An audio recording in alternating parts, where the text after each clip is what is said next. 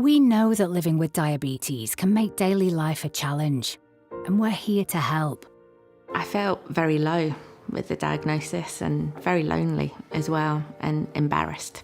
I think people don't necessarily realise the impact that being diabetic can have on you and the amount of extra decisions you have to make a day through carb counting every single thing you eat.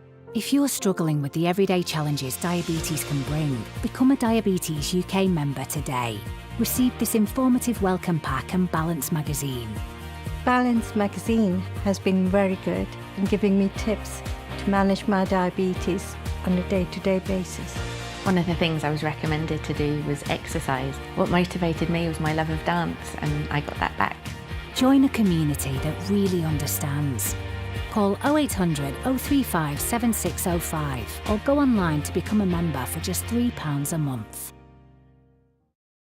However your home uses the internet, EE has the perfect Wi-Fi for you. We've got full fiber for only $29.99 a month. Perfect for binging all your favorite shows with no upfront costs. Keep your whole home seamlessly connected with the UK's most reliable broadband technology. Powered by BT. And if that's still not enough, you can upgrade to Wi-Fi 7, where everything you love works better. No wonder families choose EE.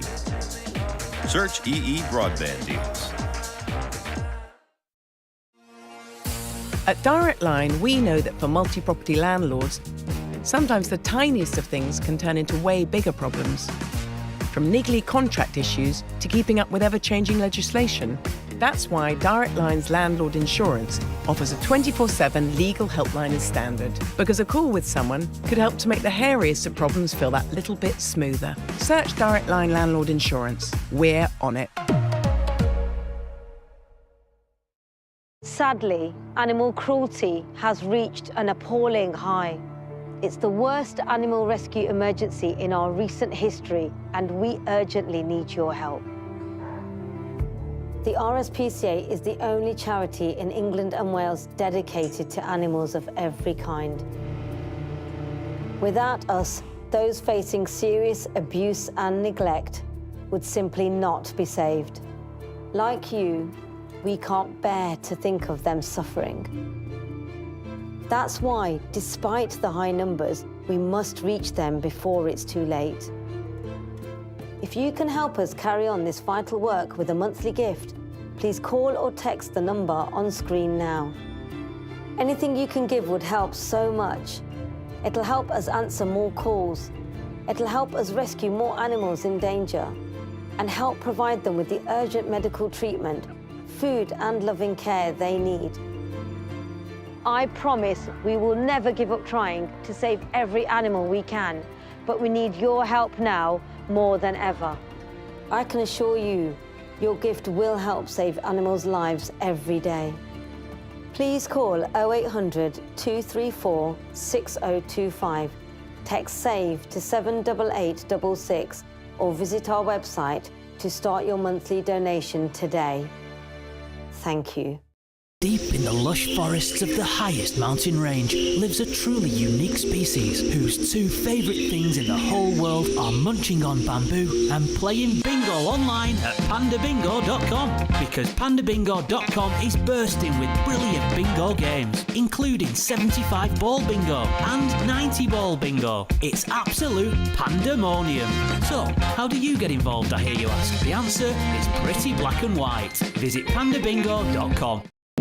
NDTV proudly presents NDTV World Summit 2024, the India Century. I now request the Honorable Prime Minister to launch NDTV World and address the summit. Prime Minister Narendra Modi's inaugural session at the NDTV Summit outlined his vision for the India Century, driven by aspirational India. हमारा प्रयास होगा भारत की century सिर्फ भारत की नहीं बल्कि पूरी मानवता की जीत की सेंचुरी बने. The summit brought together prominent global leaders, highlighting India's pivotal role on the world stage. Not just Indians trusting India's leadership, but the global South especially trusting India's leadership. Permanent seat on the UN Security Council is something that should be India's right. Canada is concerned, I think there are some very specific issues. I think a lot of people know that. AI is going to be one of the most important, drivers. It's a very exciting time for India, Indian cinema as well at a global level. NDTV World Summit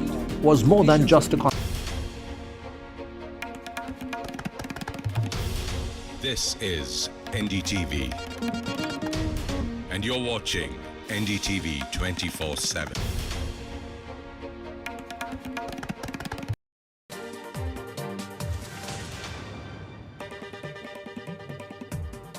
Hello and welcome to India Global on NDTV World. Tonight we zoom in on the disengagement story in eastern Ladakh and Apple's manufacturing base shifting from China to India. I'm your host Rica Roy, and here are the headlines of the hour. India-China disengagement gathers pace. This disengagement ends after over 4-year-long military standoff. Apple's big manufacturing shift from China to India. They ship nearly $6 billion worth of iPhones from India. North Korea's foreign minister arrives in Russia. The visit comes after North Korean troops confirmed in Russia. US President Biden warns of dangerous situation. Brazil's second BRICS nation to decline to join China's Belt and Road Initiative. Brazil opts for alternative collaboration with Chinese investors. Hezbollah names Hassan Nasrallah's successor. Naim Qasim elected new Hezbollah chief.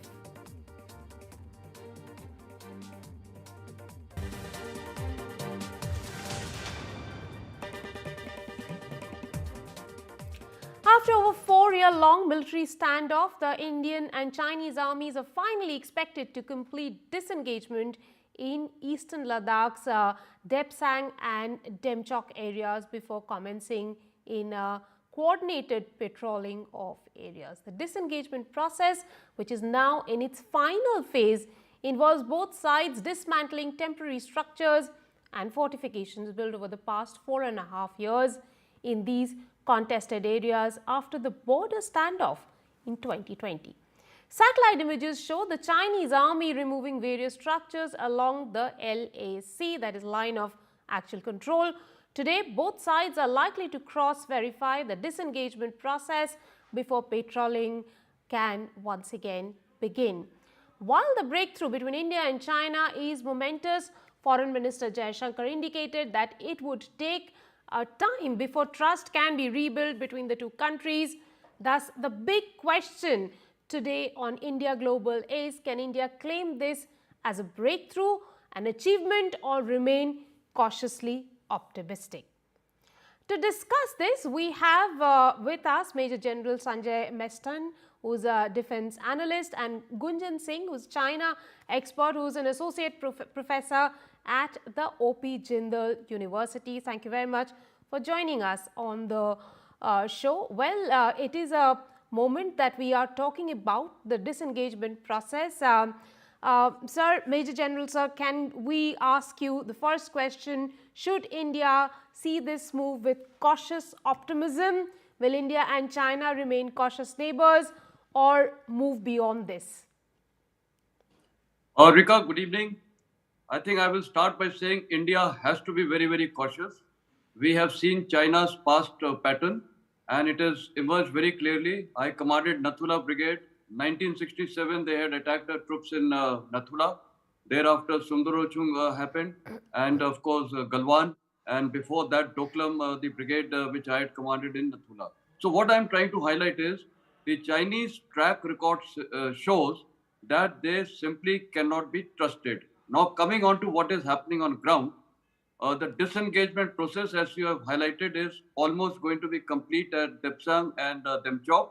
And what it implies is that once the process is complete, thereafter it will be verified by a joint patrolling from both sides.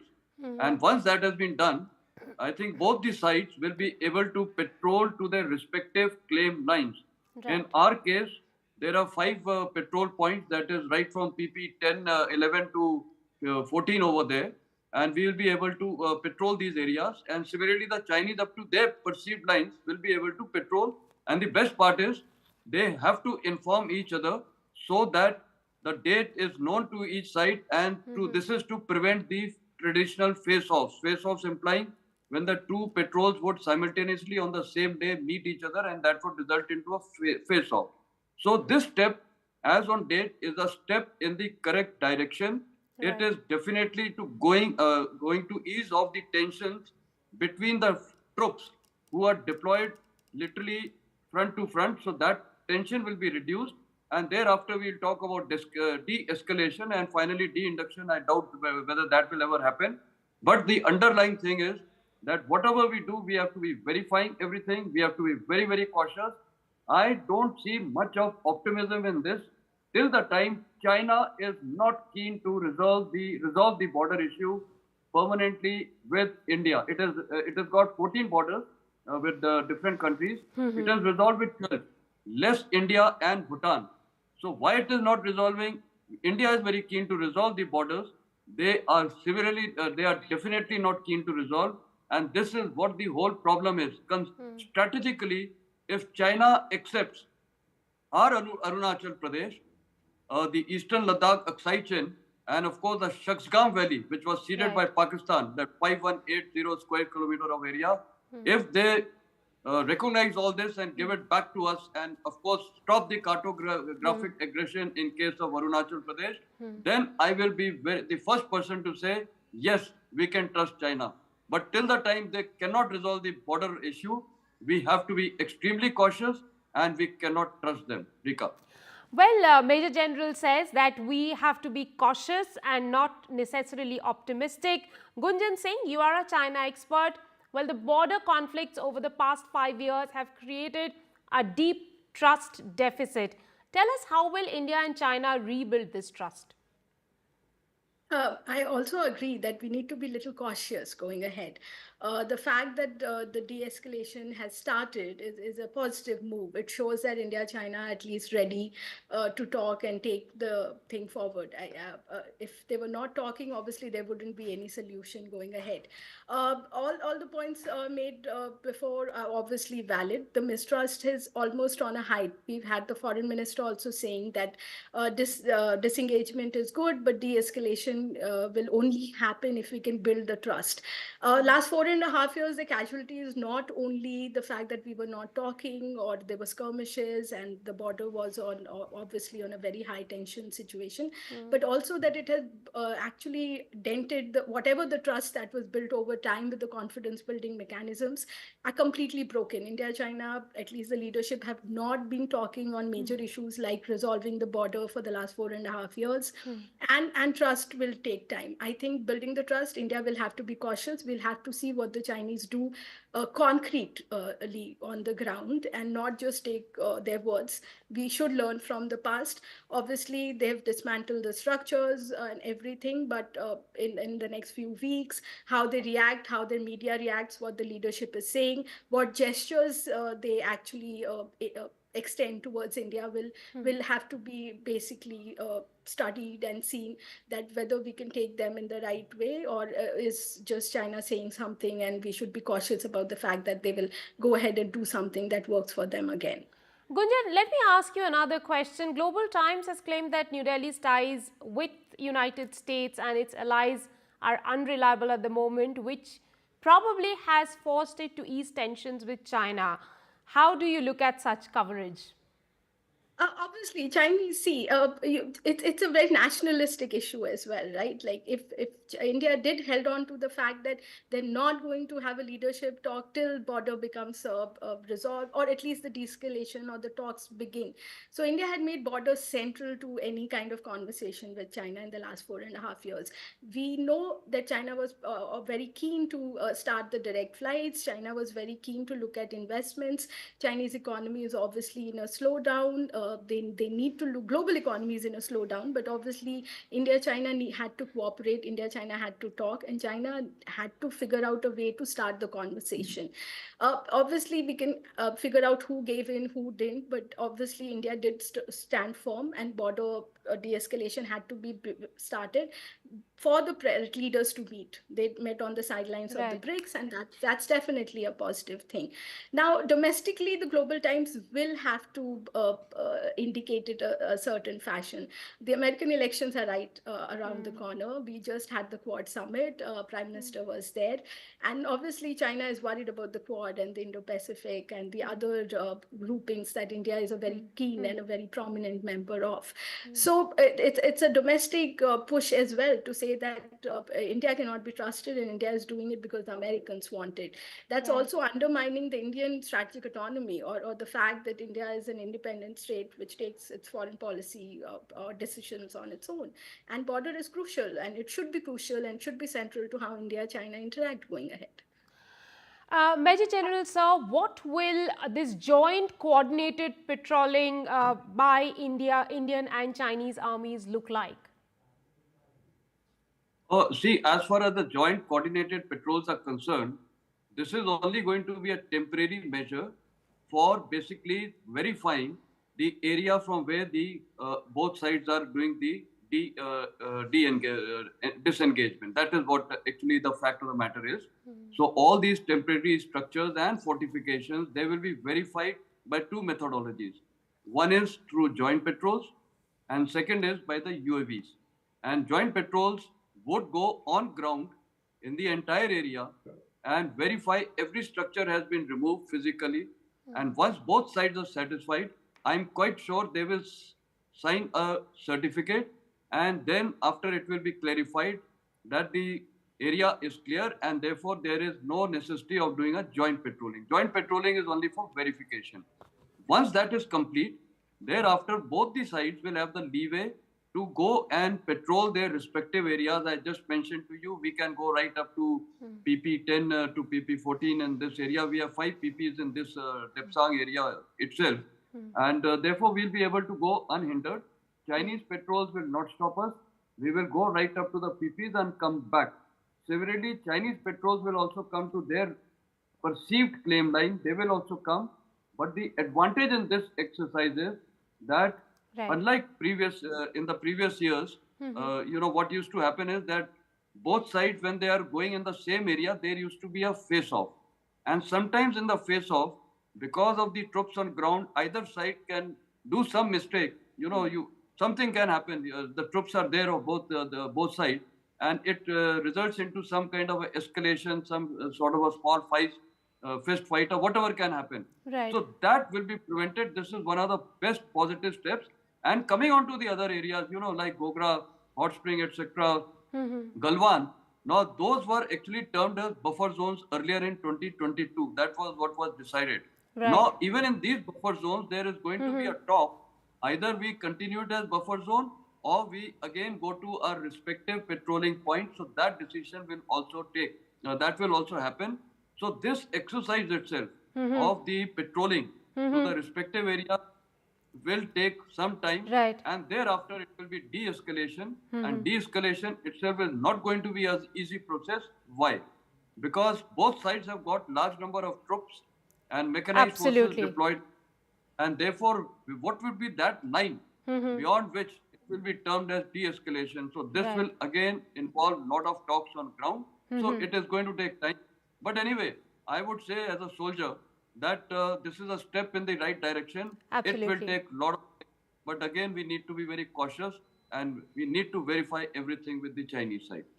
Well, step in the right direction, but we have to be cautious. Those are the words from Major General Sanjay Meston. Thank you very much, sir, and Gunjan Singh for joining us on that discussion. With that, we'll take a very quick break on the show. When we come back, we discuss Apple's iPhone exports from India hit $6 billion mark amid efforts to reduce reliance on China. Stay tuned.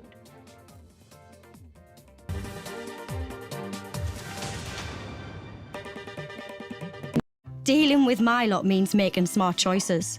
And with our family growing, I want to protect the life we've built.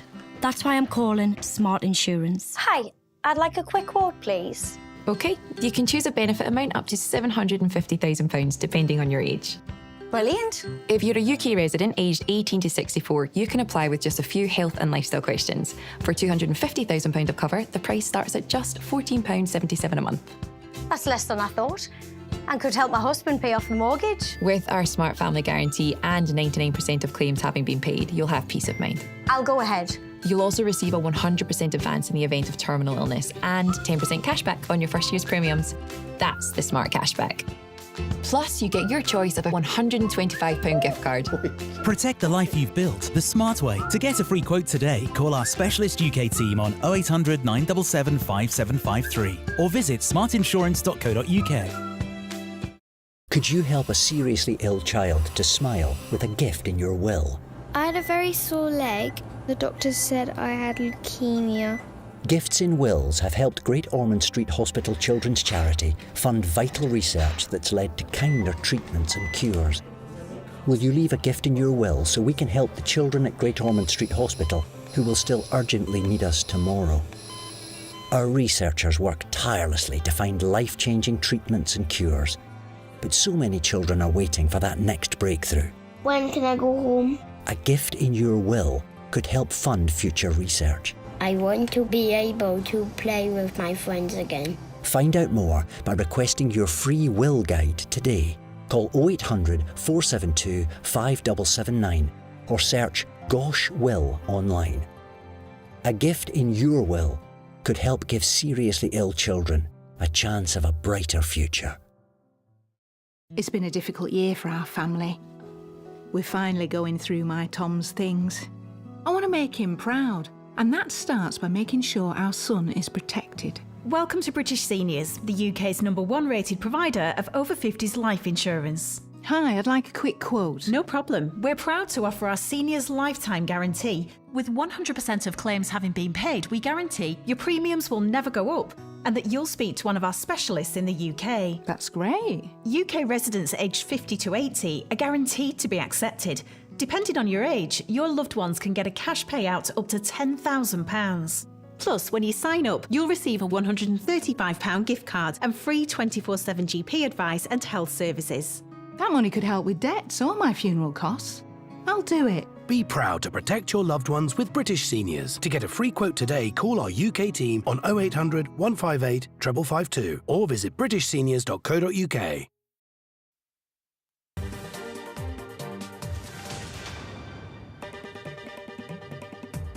Welcome back. In a significant boost for its operations, Apple has seen iPhone exports from India jump by a third in just 6 months through September. The tech giant exported nearly $6 billion worth of iPhones made in India, representing a threefold increase compared to last year. This surge puts India on track for annual exports to exceed $10 billion. Apple is rapidly expanding its manufacturing footprint in the country, capitalizing on low subsidies, a skilled workforce, and advancements in technology. As tensions rise between Beijing and Washington, India is becoming a crucial part of Apple's strategy to reduce its reliance on China. NDTV's Sharath Nair brings us this report. Apple has managed to beat its own effort, export records from last year, and they've jumped up by a third. They've actually shipped $6 billion worth of iPhones in the first few months of this fiscal year. There are a couple of things to note here, and let me start by the biggest. These are made in India iPhones. Secondly, this number could actually touch $10 billion by the time fiscal year 2024 ends. Third, this means dependence on China is going down even more. In India, Apple has 3 major suppliers down south. One is Foxconn, the other one is Pegatron, and then there's Tata Group, who just recently bought their unit from Wistron. The story of Apple actually trying to localize in India, that goes back to 2017, but was majorly assembling back then. This year, however, the news of Apple making the Pro models in India, that caught favorable, reasonable attention because the 16 Pro and the 16 Pro Max, they're the costliest products in the 16 lineup. Small little breakdown helps understand the scale of this entire picture also. iPhones make up a huge major chunk in overall smartphone exports from India, and while this number stood at around $2.88 billion for exports to the US in the beginning of this fiscal year, first five months. 5 years ago, the annual number of these exports to US stood at just $5.2 million. This is in line with Apple's India expansion plans, with new retail stores being planned, a lot of marketing efforts going, and increased focus on manufacturing being optimized here. Apple, however, still holds less than 10%, around 7% of share in India. That doesn't reflect the aspirational value that the brand holds in India. India is a huge character in Apple's global story. Apple is banking heavily on local subsidiaries, workforce that is skilled and easily available in India, and overall technological advancements that India is making. Like we said, post-COVID, there has been an active effort to stop complete dependence on China for manufacturing by a lot of companies, Apple included. A position that is being actively targeted by India. To discuss more on this, we are joined by Dr. Asif Iqbal, foreign trade expert and is the president of Indian Economic Trade Organization, and Mithali Nikor, economist. Mithali, thank you very much for joining me on the discussion. China's argument is that India can't just snap its fingers and transform into a manufacturing powerhouse overnight. Should China be wary by this? Hi, Rika. It's very good to see you on this platform. And, thank you so much for including me in the discussion. I think let's first focus on exactly why is Apple prioritizing manufacturing in India. It's not only a China plus one strategy. And I think that has been made very clear by the number of companies and the number of investments that India has seen in the last 2 to 3 years. A lot of these companies are here to stay. They are not just coming because they want to diversify from China. Yes, that is one motivation, but they are coming and they would have left if they had not had a conducive business environment. They would have left had they not had the skilled labor or at least trainable labor to produce the kind of quality that they require for exports. So the fact that India is giving them, not only some kind of incentives and benefits and subsidies, as you said, under the production linked incentive scheme, but also a manufacturing ecosystem that works. That is why those companies continue to stay and invest. And secondly, Apple is not only looking at the export strategy, but they're also looking at a strategy of selling domestically. So I think, when we say that, should China be saying this or not saying this, I think the question is, it's moot. India is ramping up its manufacturing capabilities for its own growth and for the job creation within the country. So I think we have to stop comparing ourselves to others and we have to create a better and better business environment so that, today companies, and we should be wary, from China, companies can leave and come to India, then they can leave India also. So, that's what we have to really invest in. Right. Dr. Iqbal, is India slowly and steadily moving towards becoming a major manufacturing hub? Yes, Vitaly, I feel that we are going to become a major manufacturing hub, especially because the states of Tamil Nadu has the Foxconn, manufacturing facility. And if you see, just 2 weeks back, there was a development in Taiwan, and 6 months back also the development where the CEO of Foxconn, Terry Gao, is now standing for elections in Taiwan. And, he wants to see that, there has to be some kind of understanding with China. But then last week, again, Chinese government arrested and detained a few of Foxconn's employees. So there's a lot of discomfort in Taiwan with the Foxconn company's operations for their interference in their lot of functioning happening there. So that is one of the reasons why Foxconn is shifting a lot of its operations towards India and especially in Tamil Nadu. And I believe that it's a great blessing in disguise for us that this is happening, because Chinese do not want him to split the opposition votes in the upcoming elections. Right. Mithali, decoupling from Chinese economy has become a shared strategic priority for both India and US. Would that help India pick up bulk orders from Silicon Valley giants like Apple? Absolutely, Rika. There is no doubt about it. Apple is, of course, just one company. Tesla is another company that, for a long time, the Indian government has been looking at and saying that, okay, can we bring Tesla and more manufacturing from Tesla to India? There are a number of other manufacturing component companies, like B2B component companies, which, can and should look at India as a manufacturing base. And this would be very much in line with our our national growth strategies because we want to become the manufacturer of high-tech equipment. Right. High-tech equipment requires highly skilled labor. And by setting up clusters like we mentioned, Tamil Nadu again is one state. We have Maharashtra, we have Gujarat, we have, other states in the south. We have, new cities like Amravati and Gift City, on the west and, in the south coming up. Right. Each of these, cities offer a very conducive ecosystem for tech companies in the west, especially in the US, where there are also a lot of Indians who are working and can, facilitate this investment linkages. Right. Dr. Iqbal, Apple accounts for just under 7% of India's smartphone markets. Will assembling it here also grow the customer base through competitive pricing? Well, effect in pricing will happen because, the Indian labor force is much lesser. And also the fact that, we have a lot of consumer base in India itself for these phones. That will increase the margins for Apple. And most of the phones that are manufactured here will be sold here. So the logistics cost is going to be saved for Apple. And the cost of packaging and printing will be saved for Apple. So that is a big costing, saving for Apple because a huge number of customer base is coming from India itself. So that will be one big, win-win for Apple. Mitali, the subsidies by Prime Minister Narendra Modi's administration helped Apple assemble its pricey iPhone 16 Pro and Pro Max models with better cameras and titanium bodies in India this year. But can India become its top market anytime soon? So, in fact, Rika, while you were saying this, I was thinking about, the nationalism and the pride that I've heard a lot of people express when they are buying new iPhones these days. Especially when you talk to the Gen Z and the youth, they are very clear when they say, oh, by the way, have you seen my new phone? It's made in India. And, that feeling of nationalism today, of course, cost is important. But after a certain point, an Apple iPhone, even a 16 or a Pro Max, becomes equivalent to its next best, a Samsung, etc.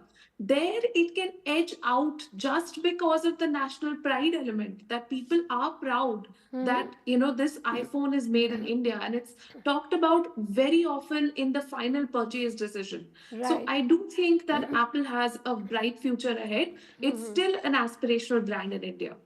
Well, thank you very much, Dr. Iqbal and Mitali, for joining me on the discussion this evening. With that, a quick break on the show. More on the other side. Stay tuned.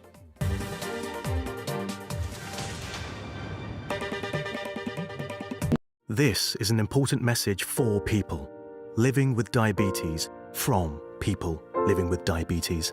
When I was experiencing the symptoms of diabetes, I didn't know what was going on. You go on the internet and it's full of horror stories. I didn't understand about carbs, I didn't understand about blood glucose levels. That's why the support I get as a Diabetes UK member is so important. You can become a Diabetes UK member for just £3 a month. When you do, you'll receive a practical guide specific to your type of diabetes and a copy of Balance magazine 4 times a year. Plus, you'll help support research that could lead to better treatments for all types of diabetes.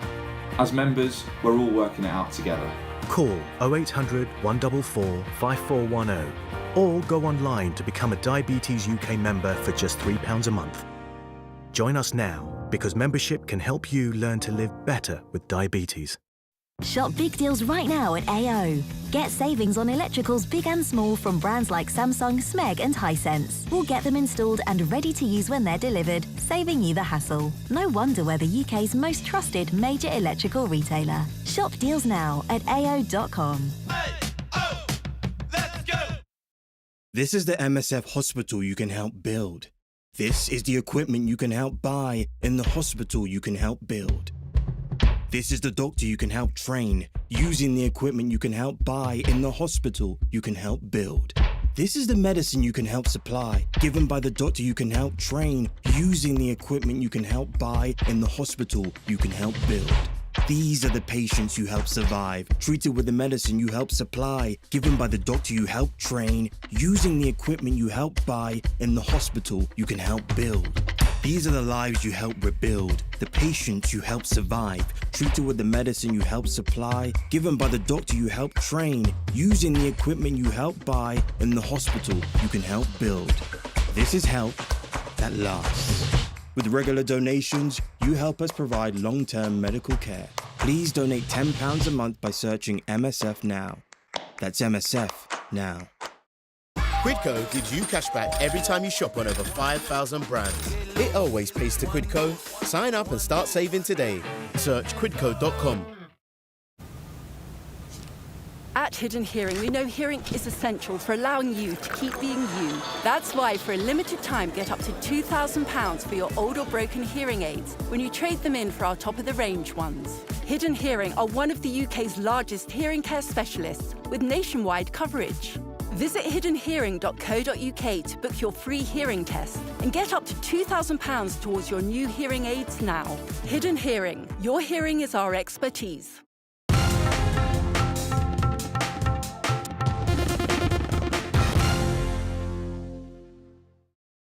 In Maharashtra, both alliances still to decide on a few seats, even as parties get battle ready.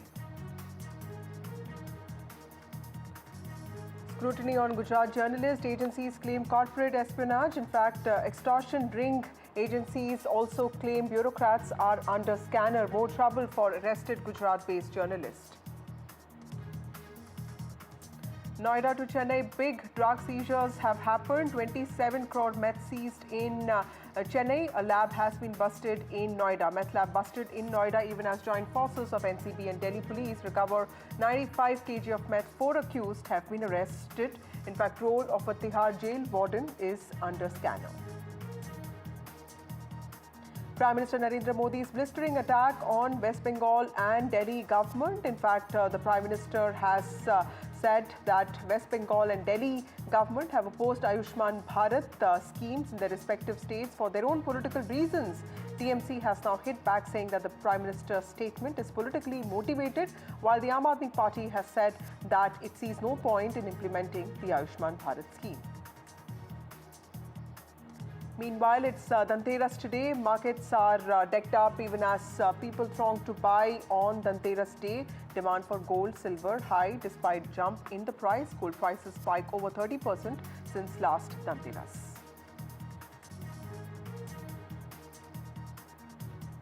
Hello everybody, starting with some breaking news. EC has rejected INC allegations about irregularities in Haryana elections. They have called the claims completely baseless. The Commission has cautioned the party and other political parties against unfounded and sensational complaints at sensitive junctures like polling and counting days. They've also called these allegations completely irresponsible. They've said that something like this could also lead to public unrest. Joining me now is my colleague Sunil Prabhu, who also tracks the Congress and the Election Commission of India. Sunil, take us through the complaints that the Congress party had filed. This was to do with the functioning of the EVMs, and now the ECI has responded. Tell us what is the party thinking now? Well, the complaint has now come a little bit too late, and I mean the response has come, but nevertheless, at least it brings a finality and a closure to that entire process of the Haryana elections. As you are well aware, the Congress had alleged that there was some 99% battery increase, and it's in that backdrop that they had made complaints in 19 to 20 constituencies in Haryana, individually as well as collectively before the Election Commission, where the Election Commission had said that this is extremely disturbing, but nevertheless given a hearing to the entire high-level Congress party delegation immediately after the election results were announced. It's in that backdrop now that they made it very clear and a very strongly worded 8-page letter to the to the Indian National Congress, very categorically saying to stop this continuous tirade against the electronic voting machines. They have changed the FAQs. They have also very categorically responded on various points and said that you must stop these frivolous complaints, giving a history of constitutional courts upholding the EVM process. Also making it clear that the Congress has been responsible for a number of unfounded claims, right from Karnataka elections to the Lok Sabha elections, and saying that this is extremely disconcerting. So extremely strong words from the Election Commission. From the Congress perspective, they have always said that they were expecting this response from the Election Commission. They weren't expecting anything better, and they are quite clear that the Chief Election Commissioner or the Election Commission cannot be a touch-me-not. They are stakeholders. They have a right to complain, and they cannot be, refrained from, making some kind of, what they call points that they feel are against them. But nevertheless, I think the Election Commission has given an extremely strong worded letter to the Congress party, giving its response on a point-to-point basis. We'll have to wait and see how the Congress officially responds. But as I said, this is now just basically an academic exercise. The election results have been announced. Nothing is going to change. The process is over. There could be a lot of questions on how the Election Commission conducted the Haryana elections. For example, the change of the date.